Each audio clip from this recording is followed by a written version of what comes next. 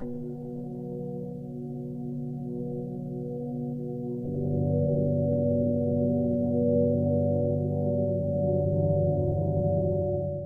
name is Irene Roberts. I was born in Fort Yukon, raised in Circle. Circle was not a big village. We had to create our own entertainment. We played fox and the goose. We played tag. We played hide and go seek. We were just happy kids. I grew up not knowing a word of English. We lived in a one-room cabin like everybody else. Mama and Papa worked very hard. There was 5 of us. Mama knew what it took to stay home, and she had to contend with us. She always made sure we were clean, our clothes were clean. She'd say, you be on time for dinner. You can't stay up past 9 o'clock. The chores we had in the winter time, we had to bring in wood, and we had to haul water from the water hole in the river to the house. And we had those wooden barrels back then we had to fill. And Papa had a yoke that he made. We were taught, make your load equal. That was a fun part, learning how to carry water and learning how to balance your load so that you didn't stagger all over the place. And that was my memory. They were strong in that tradition. It was just trust and faith, because she and Papa were close. They were both hard workers.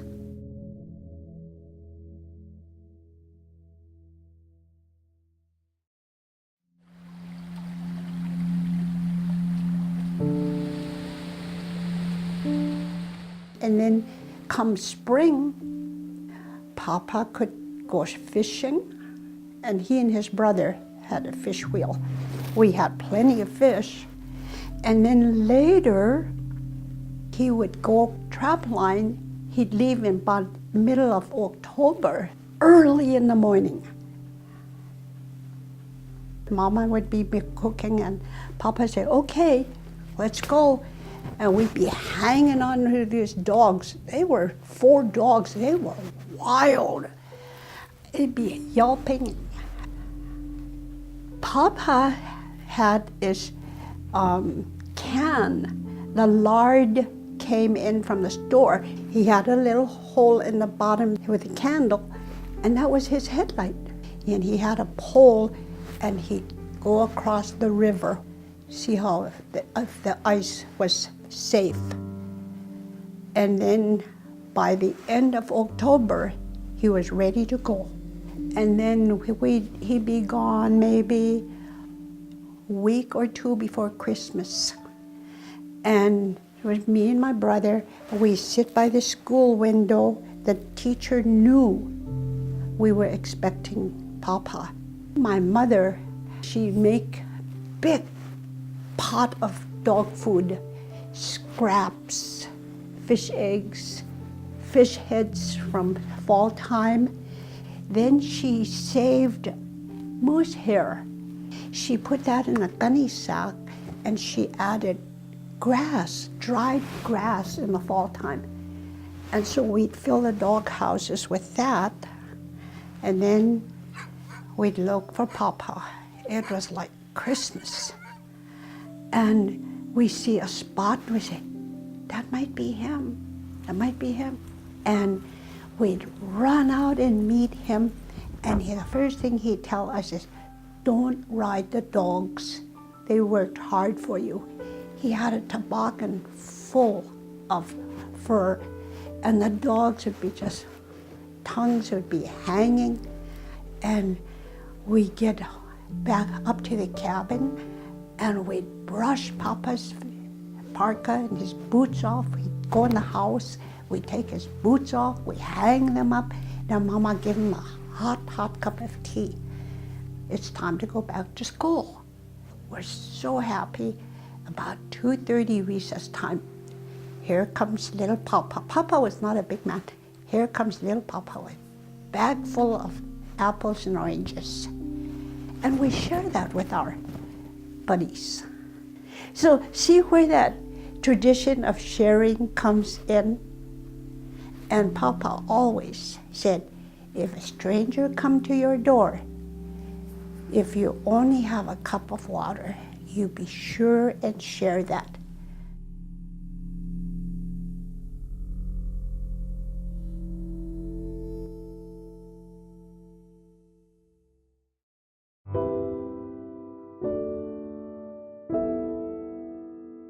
When I started school, I must have been about 6 years old. And we had teachers come and go.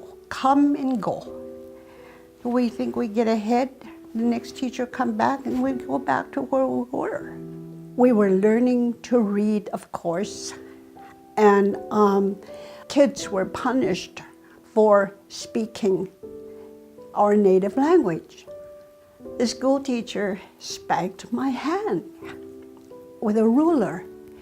And she said, you won't do that again, will you, Irene? Quack, quack, quack. Then later, of course, we had another teacher, and I still remember him. I was standing up to a blackboard with a chalk. I only knew a few words. And I really didn't know how to answer him. And he got in my face and he shouted at me.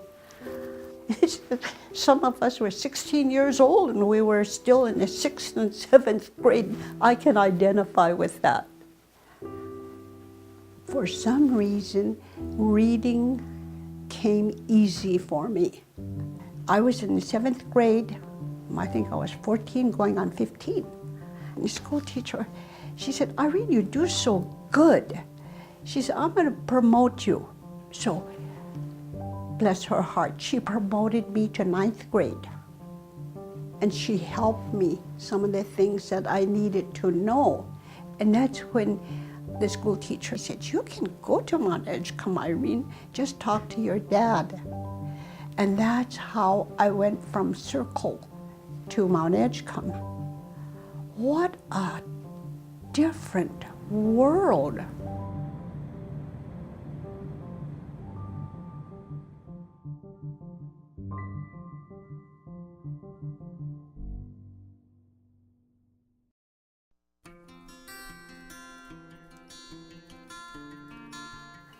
Our trip down to Mount Edgecombe was paid for, but coming back was not an option. Our parents had to pay our way back. And so I said, please, Papa. And he finally said, if you go, Irene, you're going to stay 2 years. So I stayed with him 2 years. And I had so much fun at Mount Edgecombe. I met lots of different people. And the ones that impressed me the most were the Inupiaks. And I'll tell you why. They spoke their language. They sang in their language, and they hollered at one another at the playground, and I thought that was so cool. And I just loved it there. I enjoyed the English class. I enjoyed the band. And if you can believe it, I played the trombone. That was fun too. We always had to be on time at Mount Edgecombe. There was no getting around it. Blew a whistle, you knew it was time for school. Blew a whistle, it was time to eat. It was like a military, I think. Then during the summer, I was lucky that I got hired by this lady, the family. I cleaned house. We had to ride that shore boat from Mount Edgecombe across Sitka. You could see the town. And so that was a real fun part of the summer, having a job. I forget what we got paid, probably in pennies, but oh, we could eat a hamburger across town if we wanted, but we had to be back on a certain hour. There's no messing around. You can't miss the boat. What an experience that was. And unfortunately, I did not finish school. I left after 10th grade, so I didn't graduate.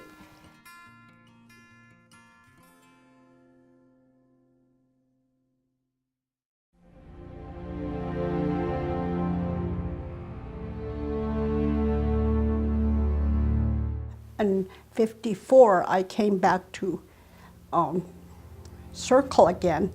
I spent a year and I met this military, and he asked me to marry him, which I did. He was stationed at Eielson and got discharged. And then he took me back to New Jersey, of all the places. And it was so miserable, humid. I'd cry. My husband said, "What are you crying about?" I said, "Oh, look at how dark it is." I was used to this 24-hour daylight.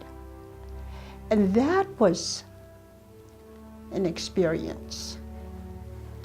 My little girl was born there, and people were running back and forth, the doctors and nurses, and I thought, something is wrong with my baby. The newspaper people came, and they had a newspaper, it said, "First Indian baby to be born in Morristown Memorial Hospital." So what was the big deal? I said, "Hey, people are nuts around here." My husband and I went our separate ways. I went home. I did a GED. So that was a real plus. So I went to this guy named Frank Miller doing pipeline. So Frank said, "Irene, I just sent out 10 women. I can send you out." He did send me out. He sent me to Happy Valley as an oiler. I know what an oil can is, but that's as far as it went. But back then, they didn't care. So I'm out there, I'm looking for all these women that he sent out. I was on a bus with nothing but guys, and those guys were horrible. They tried to embarrass you, and they talk all kinds of crazy talks. And I just never paid any attention to them. I read, and I read, and I read. I told Frank, "Where was all those women that you told me you sent out?" "Well, I sent them to different camps." And bless his heart, he's gone now. They sent me to Dead Horse, Happy Valley, Franklin Bluff, Gilbert Lake. The people, those guys would look at me and they say, "You're an oiler?" I said, "Yes."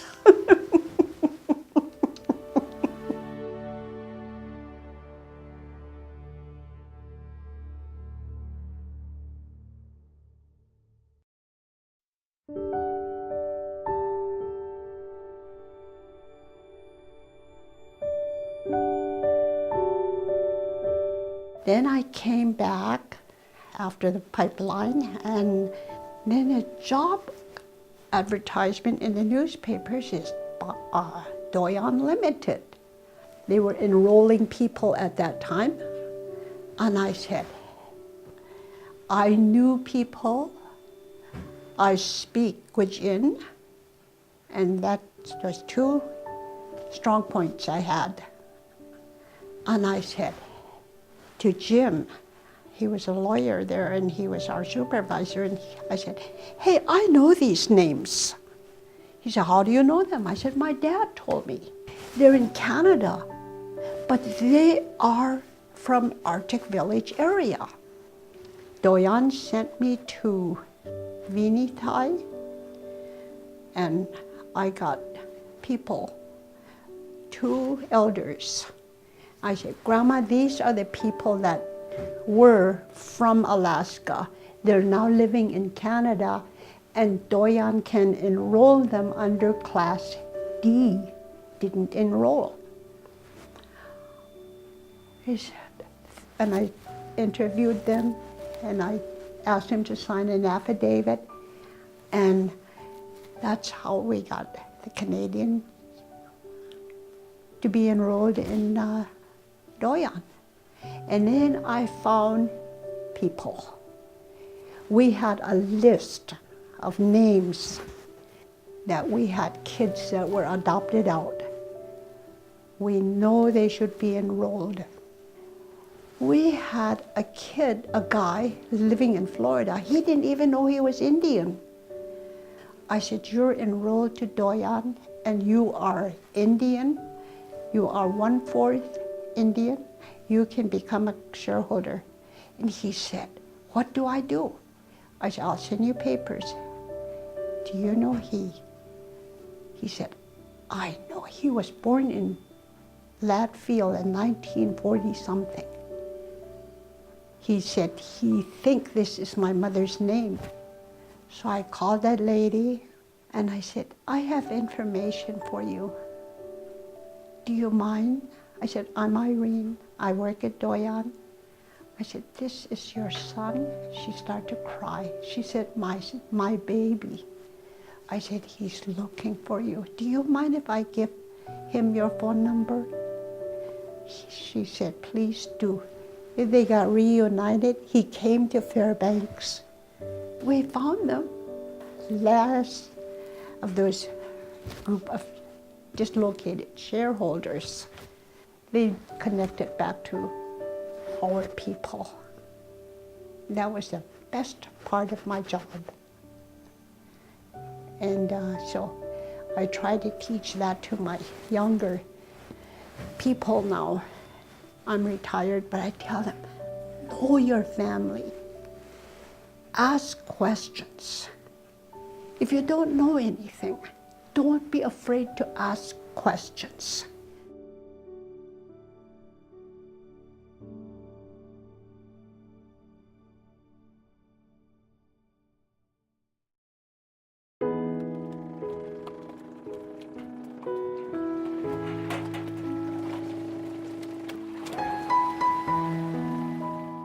Today, when I look back on my life, I have 4 children. I have some nice, beautiful grandkids. I want my grandkids to know what it's been like in my life and how hard our parents worked for us to be where we're at today. Their kindness, their love, their strength, they advised us, and these are the values that we have, that I have, and I want to pass this on to my grandchildren. And from that knowledge, they can do the same thing, apply themselves, because everything is out there for them. All you have to do is grab it and don't let go. And always be kind to other people that are less fortunate. Should say, Salnai, Quinin Sanha, Dik Izat, I quick it, Chukjin, Ko A, Koko E. Nichin was an twin that di laknai ko Jude and Lina ka queen taiji. Ay yan tachi, tata ko het sa.